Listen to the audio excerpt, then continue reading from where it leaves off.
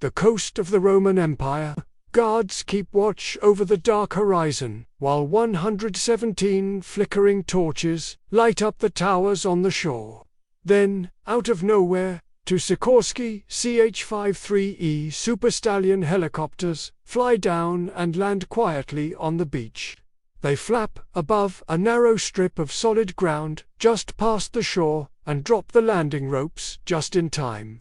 55 Marines jump into the woods to hide. Their only goal was to take over the biggest empire that ever lived. They don't have enough supplies or reinforcements, but they have an idea that might work. Remember that this is just a test run. What if we don't have to deal with time travel problems? We aren't even trying to be super real. Could they bring down the empire, if that's even possible? Or would they run out of steam before they get to the gates? We'll find out more each day. Their landing spot turns into a living hell.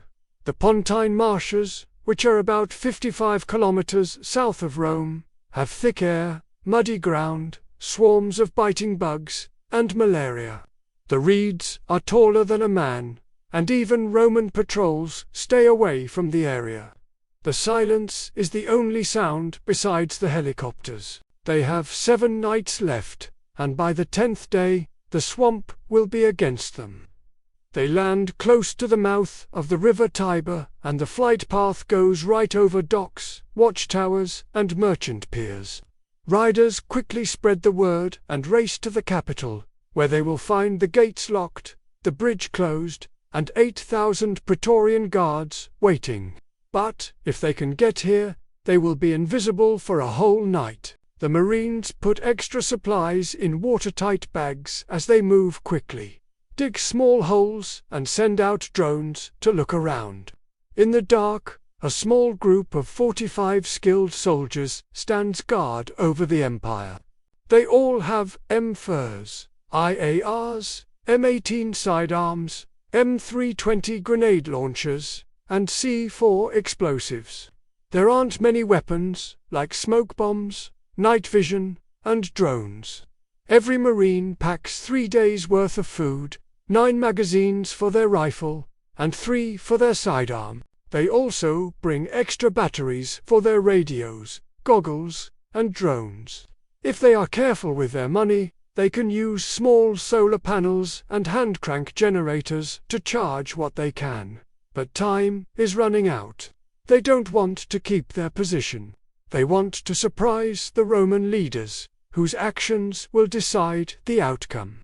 They give 3 ideas for how to take down an empire with just 45 men. Possible choice: it would be brave but pointless to charge into Rome and start shooting, since they would be outnumbered and surrounded. Instead, they should march toward the city and try to get through the gates as quickly as they can. Choice B: start a revolt by giving the peasants weapons.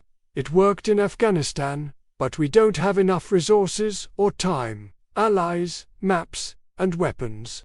Rome controls the highways, the grain, and the threat of a long war. They only have a week to decide, so they go with the option. A shock campaign is a psychological warfare tactic that involves reaching important goals, making them disappear, and then hitting them again while they burn. They don't come back to win fights. They come back to break people's spirits. They will use thermal sights, drones, and other new methods to make Rome think that something impossible is happening. They own the night when there are no flashlights. Villas send out fake signals, flood grain stores, destroy aqueducts, hit tax stations, and then disappear into the night. First target Forum. At 3 o'clock in the morning, the Marines attacked Appii, a small town southeast of the capital, while carrying hidden weapons. They ripped up the printed orders and courier notes, set fire to the stables, and then vanished by dawn. After a relatively quiet night, stories start to spread in Rome about an arson attack on a tax collector's house that destroys some records and coins. The night after, unexplained fires light up the hills. The Roman capital doesn't know what's going on, so it does what it always does. It sends out more scouts. But there are no more signs, no more messengers, and the flame patterns don't change. Barriers, checkpoints. But does it work? Marines use thermal scopes to sneak past guards without being seen as they lay false tracks and stick to back roads as they cross the Via Appia, a major road in ancient Rome, only at night. Footprints on broken branches. Make-believe villages, Roman patrols end up chasing ghosts.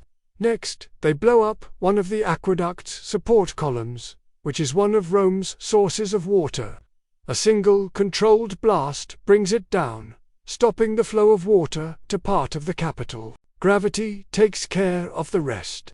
Then they attack a small Praetorian convoy near the coastal town of Ardea, about 35 kilometers south of Rome. The M320s fires two grenades. The first one blows up under the lead horse, and the second one hits the supply cart. 10 seconds later, every rider is dead. There are no survivors. Every strike is planned ahead of time and mapped out by drones that can see enemies miles away. To the locals, these aren't soldiers. There's something else. The Legio, the British Empire, Judea, because the Via Appia is broken. Post stations have closed, and the only other option is a fast boat along the coast, which takes days to get to the next big city. This is in addition to the weeks it will take for any communication to get to Germania and the Danube.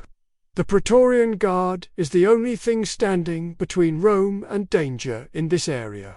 They are elite, but they are only trained to put down riots, not demons. They have also never seen tree-borne missiles, drones, or laser dots.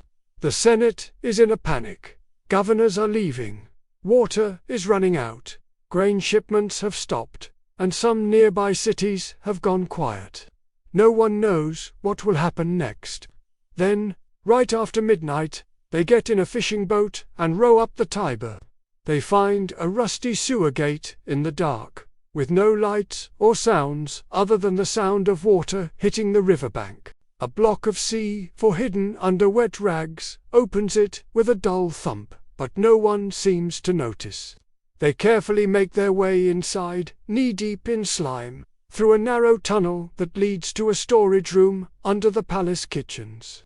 2 Marines take the wooden door off its hinges and lower it. As smoke grenades cover the marble floors, flashbangs echo through the hall. There is no noise, just a creak. Guns are chasing the Praetorian guards who are stationed at night, and the regents who are with Emperor Trajan, who is still far away in the east. The Marines come out of the storeroom in 3 groups of fire. Team 1 sneaks through the kitchens.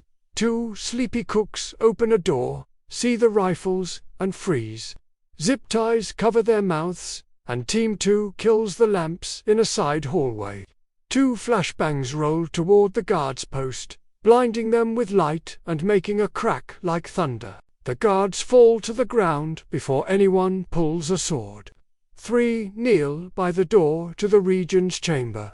They open it with a Halligan bar and a hammer with a rubber cap on it. They move up quickly with their rifles and lasers sweeping the room.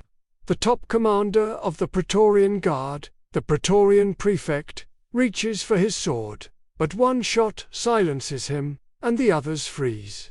The regents, who are still in their pajamas, are tied up and watched with their shields partly up. The whole time spent inside, they broke the Roman chain of command after 7 nights.